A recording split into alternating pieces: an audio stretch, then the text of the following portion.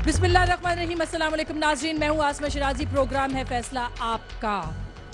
पाकिस्तान के अंदर बहुत बड़े बड़े नाम गुजरे। हम जब छोटे होते थे, सुल्तान राही साहब का उरूज था, बड़े बड़े फनकार थे, अंजुमन थी, नुसरत शाहीन।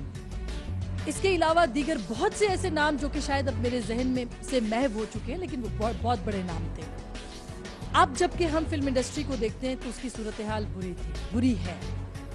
पाकिस्तान बनने के बाद, पाकिस्तान की तख्लीक के बाद, पाकिस्तान की फिल्म इंडस्ट्री ने पाकिस्तान और इंडिया दोनों पर राज किया, सिर्फ पाकिस्तान पे राज नहीं किया। 1955 से 1977 का जो टाइम था, इसके अंदर पाकिस्तान की फिल्म को पूरी दुनिया में सराहा जाता था, चाहा जाता था और उसको मनपसंद करार दिया जाता था। नजरों के तराजू में तोला जाता था, उसको वैल्यू दी जाती थी, उसको मोहब्बत से देखा जाता था। फनकार की इज्जत थी, तख्लीक अपने उरूज पे थी, अदब, शायरी, गुलकारी, फनकारी सबका दौरा था। मगर आज उस फिल्म इंडस्ट्री का नाम कोई नहीं जानता पाकिस्तान के अंदर। पाकिस्तान की फिल्म इंडस्ट्री ज़बूहाली का शिकार कैसे हुई? कैसे फनकार जो हैं वो गलियों पे आ गए, खोखे खानों पे बैठ गए, चाय खानों में बैठ गए? कैसे फनकारों ने अपने आप को सिर्फ रेस्टोरेंट्स तक महदूद कर दिया? कैसे फनकारों ने सिर्फ और सिर्फ इस मुल्क के अंदर अगर फिल्म बनाई तो वो बदमाश गुज्जर थी, गुज्जर का वैर थी और पता नहीं कौन कौन से गुज्जर थी। पाकिस्तान की फिल्म इंडस्ट्री पे कभी सूरन लत्ता का दौर था, कभी सबिया खानम का दौर था, कभी परवेज मलिक साहब थे, कभी हसन अस्करी साहब थे, कभी और बहुत से ऐसे नाम जो कि मेरे जहन से महव हो रहे हैं, लेकिन उनका उरूज था। आज सिर्फ 2 या 4 नाम हम लेते हैं, ऐसा क्यों है?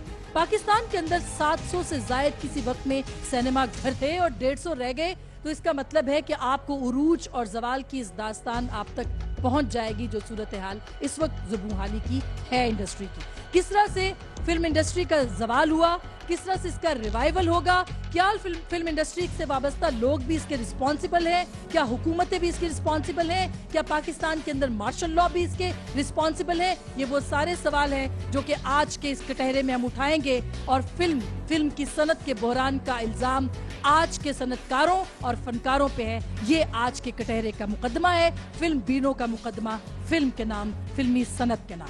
बहुत बहुत शुक्रिया।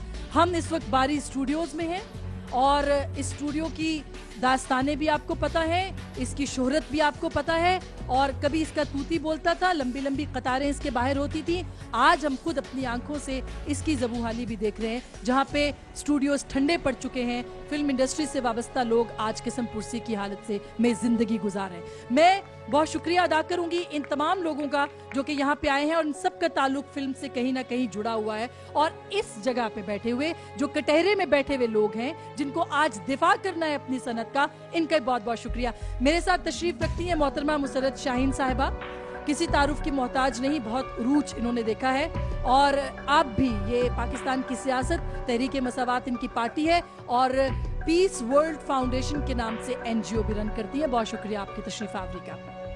उनके साथ बैठे हैं जनाब आगा हसन अस्करी साहब, बहुत बड़ा नाम है, बड़ी बड़ी इन्होंने फिल्में बनाई हैं, सलाखें इनकी फिल्म, और इसके अलावा गुज्जर के हवाले से भी बहुत सी फिल्में आगा साहब, और आप पे इल्ज़ाम ये है कि आपने गंडासा पाकिस्तान की फिल्म इंडस्ट्री का जो है वो मुतारिफ करवाया, इस पे भी बात करेंगे। उनके साथ जो शख्सियत है किसी तारुफ के मोहताज नहीं, सैयद नूर साहब, बेतहाशा फिल्में बनाई हैं, 90s में फिल्मी सनत के रिवाइवल का काम इन्होंने किया, और चूड़ियाँ, मजाजन, जीवा फिल्म के साथ रिवाइवल हुआ और बेतहाशा कामयाब फिल्में पाकिस्तान के अंदर ये इंट्रोड्यूस करा चुके हैं। बहुत शुक्रिया आपकी तशरीफ आवरी का। हमारी नई फनकारा हैं, अदाकारा हैं सिला हुसैन साहिबा, इनसे भी पूछेंगे कि आज की फिल्म को ये कैसे देखती हैं। उनके साथ बैठे हैं परवेज राना साहब, हमारे बहुत मोहतरम, ये भी फिल्मी सनत से वाबस्ता हैं और डायरेक्टर हैं, और इनकी भी बहुत मशहूर फिल्में जो हैं वो आ चुकी हैं इससे पहले, और उसमें हुमायूं गुज्जर, इश्तिहारी गुज्जर, बब्बू खान, इसके अलावा भी बहुत सी है जिसका आप तारुफ खुद कराएंगे। बहुत बहुत शुक्रिया आप सबकी तशरीफ आवरी का। मैं गुफ्तगू का आगाज, आगा साहब आपकी उम्र और तजुर्बा दोनों बहुत है, और मैं आपसे ही करना चाहूँगी, क्या आप रिस्पॉन्सिबल समझते हैं, खुद को जिम्मेदार समझते हैं पाकिस्तान के फिल्म बीन को एक अच्छी फिल्म से महरूम करने के? यहाँ मैं उन पढ़े लिखे लोगों से ये पूछना चाहता हूँ, इन वेस्टर्न फिल्म्स को कॉबॉयज भी कहा जाता है, कॉबॉयज फिल्म्स भी कहा जाता है, और असमा कॉबॉय का अगर तर्जमा करें तो वो गुजर फिल्में बनती है ना। अमेरिका की गुजर फिल्में देख लेते हैं आप, उसमें एक आदमी घोड़े पे बैठा हुआ भैंसों को हाँक रहा होता है, उस फिल्म पे तो आप कुछ नहीं कहते हैं, आप बर्स हाफ बर्स से देखते चले आ रहे हैं। और हमारी फिल्म को आप 2 साल 4 साल नहीं देख सके आप। हमारी फिल्म से आप तंग आ गए। हमारी फिल्म को आप कहते हैं जी गुज्जर पे फिल्म बनाते हैं। जब आप अमेरिकन गुज्जर देख सकते हैं, और मैं आपको बतलाता हूं, उन्होंने, अमेरिका वालों ने कभी अपनी उस फिल्म को बुरा नहीं कहा।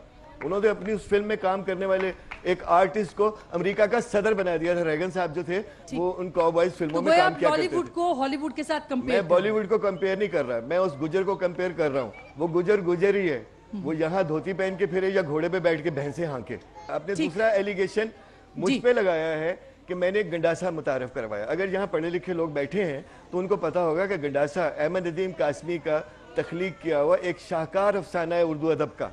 लोग कहते हैं जी गंडासा चल गया और गंडासा से ये कत्लो गारत शुरू हो गई। कासमी साहब ने और मैंने अपनी फिल्म में, नासिर अदीब साहब जहाँ बैठे हैं, हम दोनों पढ़े लिखे आदमी हैं, हम दोनों ने गंडासे की रूह को बरकरार रखा था। हमने ये बताया था कि लोहे का ये पतरा जिसकी अगर इसको एक तरफ से तेज कर ले तो ये जस्टिफिकेशन नहीं है, माजरत के साथ नहीं, ये जस्टिफिकेशन नहीं है। नहीं, ये जस्टिफिकेशन है ना। मुझ पे ये एलिगेशन है। आपने इस मुल्क के अंदर दहशतगर्दों को परवान चढ़ाने में भी अपना किरदार अदा किया। लोहे के इस पतरे को अगर आप गोल करके राइफल की नाल बना लीजिए तो उतनी ही मोहलक है। बात अंदर की नफरतें हैं, वो गंडासा बना लीजिए या कुछ बना लीजिए, तो आप मानते हैं कि नफरतें, जब तक आप अंदर की नफरतें खत्म नहीं करेंगे, इंसानों का खून इसी तरह से बहता रहेगा। ठीक बात है, बिल्कुल, बहुत दुरुस्त बात की आपने। सैयद नूर साहब, आगा साहब का ये कहना है कि नफरतों को दिखाना पड़ेगा, लेकिन इस मुल्क के अंदर जब से ये गंडासा आया उससे पहले तो हमारी फिल्म इंडस्ट्री में मोहब्बत का दौरा था। उस वक्त तक इतना टेररिज्म भी नहीं था। क्या टेररिज्म से पहले ही आपने टेररिज्म इंट्रोड्यूस नहीं कराया फिल्म के अंदर? नहीं, ऐसी बात नहीं है, बिल्कुल ऐसी बात नहीं है।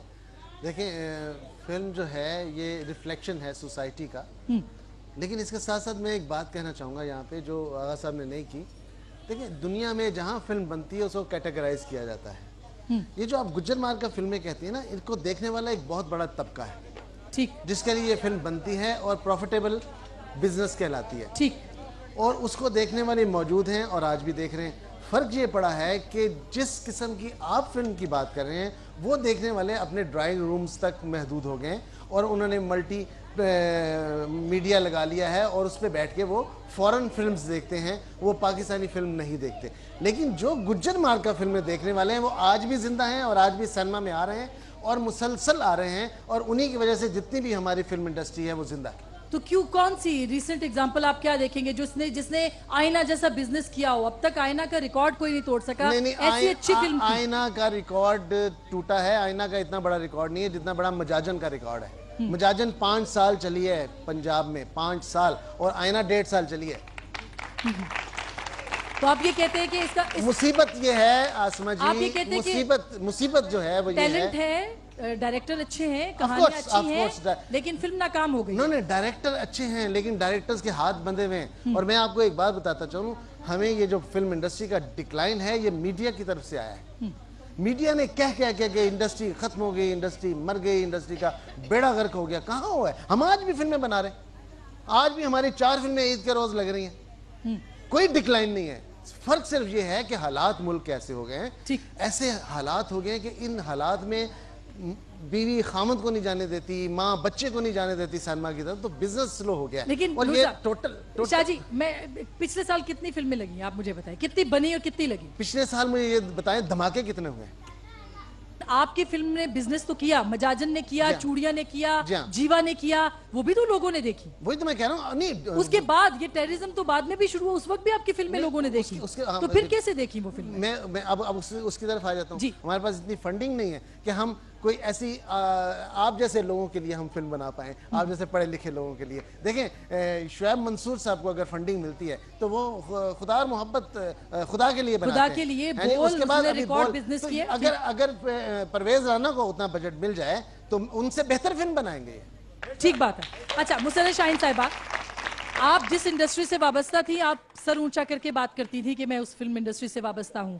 मुझे बार बार ये कहने की इजाजत दीजिए कि मेरे लिए फिल्म नहीं बन रही, इस मुआशरे के अंदर पढ़े लिखे आदमी के लिए फिल्म नहीं बन रही, इसीलिए हम हिंदुस्तानी फिल्मों को देखते हैं। आप इसका जिम्मेदार किसको ठहराते हैं? देखिए, मेरे इतने बड़े मुअज़्ज़िज़ बड़े डायरेक्टर बैठे हुए हैं इस वक्त, राइटर बैठे हुए हैं, और एक बहुत ही बड़े जिनको आपने स्टेज से बाहर नासिर अदीब बिठाया साहब, है, बिल्कुल, बिल्कुल। जिनसे बहुत सारे आप मजे के सवाल कर सकती थी दुरुस्त बात। और जिनको आप कह सकती थी कि मौला जट बनाने वाले आप हैं। हालांकि ये तो मासूम शख्स है जो आपकी जद में आ गए। इन्होंने हालांकि हाँ, नासिर अदीब साहब से ये बात करूंगी पकड़ाया। मैं। जी हाँ। नहीं हम उनको बिठा देते हैं। गंडासा उन्होंने मुतारफ कराया, वो बेहतर जवाब भी दे सकेंगे माशाल्लाह। वैसे बहुत क्यों अच्छे नासिर राइटर अदीब हैं। साहब आपने जी। गंडासा क्यों रोशनास करवाया? मौला जट ने बड़ा बिजनेस किया, बहुत कामयाब फिल्म थी वो, लेकिन उसने पाकिस्तान के अंदर एक और इम्प्रेशन भी जन्म दिया कि हम सिर्फ मौला जट पैदा कर सकते हैं, इसके अलावा कुछ नहीं। मैं सबसे पहले तो ये ऑडियंस से, आपसे और जो लोग बैठे हैं उनसे मुखातिब होकर एक बात करना चाहता हूँ। जी पिछले 6-7 साल से पाकिस्तान फिल्म इंडस्ट्री का मातम, उसे हम पंजाबी में फूड़ी कहते हैं, आप लोगों ने, तमाम चैनल वालों ने बिछाई हुई है और पूरी दुनिया को ये तासर देते हैं। जैसे सैयद नूर साहब ने कहा है कि पाकिस्तान फिल्म इंडस्ट्री ख़त्म हो गई, वहाँ सिनेमा टूट गए, फिल्म नहीं बनती। आप आने वाले इन्वेस्टर के सामने इतनी दीवारें खड़ी कर रहे हैं कि हमारे पास अगर कोई आना भी चाहेगा तो आप लोग नहीं आने देते।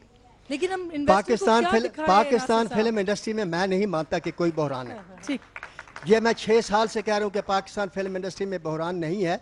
ये ऑडियंस मौजूद है। जिस इंडस्ट्री में हसन अस्करी जैसा आदमी हो, सईद नूर जैसे डायरेक्टर हो, परवेज़ राना जैसे डायरेक्टर हो और उनकी फिल्में सामने चलती हैं और 5-5 साल 3-3 साल चलें, मुझे बताएं कि कैसे उस इंडस्ट्री में बहरान आ सकता है।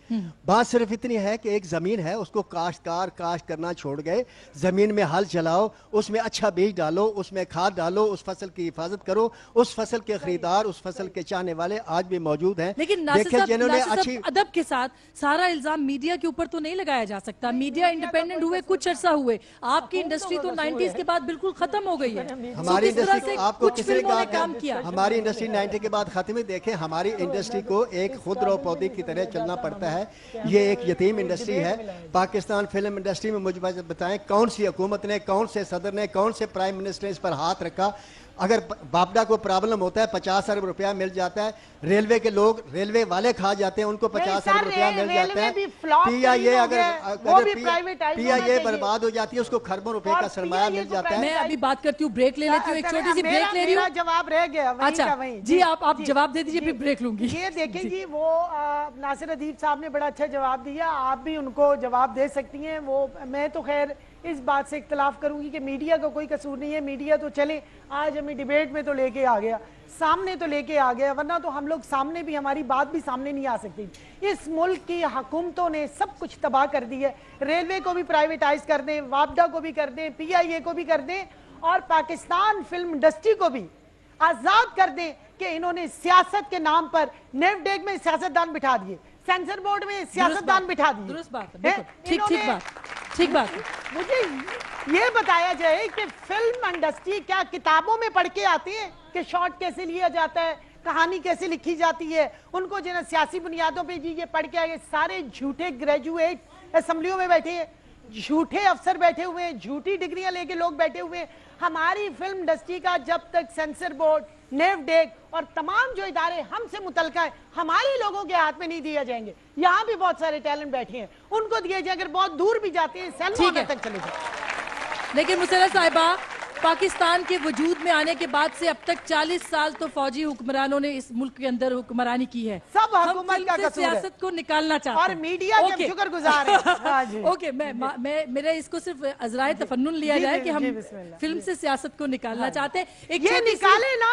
इस वक्त चेयरमैन सेंसर बोर्ड क्यों सियासतदान बैठा हुआ है? इस वक्त जो है जो मिनिस्टर कल्चर का मिनिस्टर है, वो क्यों सियासतदान बैठा हुआ है? किसको होना चाहिए? साहिबा, मिनिस्टर किसको होना चाहिए? वो वोट लेके आते हैं। इंडस्ट्री में टैलेंट कम है। आसमा साहिबा, इंडस्ट्री से देखिए, इंडिया में सेंसर बोर्ड की चेयरमैन पहले शर्मिला टैगोर थी, ठीक है, बाद में हेमा मालिनी थी। वहाँ मिनिस्ट्री ऑफ कल्चर का देख ले, फिल्म इंडस्ट्री से रिलेटेड है। 2 दफा वहाँ सिनेमा ऑनर रहा, 2 दफा वहाँ पे स्टूडियो ऑनर रहा।